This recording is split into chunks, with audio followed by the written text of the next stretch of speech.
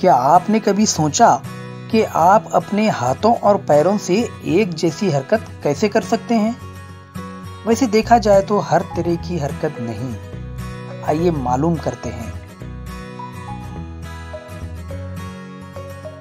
हाथों और पैरों को ऊपर उठाया जा सकता है और मोड़ा भी जा सकता है। आप अपने हाथ को पूरी तरह ऊपर उठा सकते हैं, लेकिन अपने पैर को नहीं।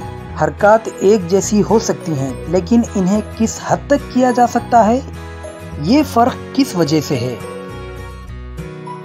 वजन उठाते और दौड़ते वक्त बाजू और टांगे मुड़ने और खुलने में मुमासिलत होती है। आपके ख्याल में ये तमाम हरकत कैसे मुमकिन हो सकती हैं? जैसे कि आप जानते हैं कि हमारे जिस्म की तमाम हड्डियां मिलकर हमारा ढांचे का निज़ाम बनाती हैं और जिस्म को शक्ल और सहारा देती हैं। जोड़ या जॉइंट वो जगह है जहां दो या दो से ज्यादा हड्डियां मिलती हैं ताकि जोड़ों की वजह से हम हरकत कर सकें। क्या आप बता सकते हैं कि आपके जिस्म में जोड़ कहां पर हैं और हर एक जोड़ किस तरह की हरकत के लिए जिम्मेदार है? अपने बाजू के ऊपरी हिस्से पर एक टेप चिपकाएं और नीचे की तरफ एक और टेप चिपकाएं। अब अपनी कलाई को मोड़ें।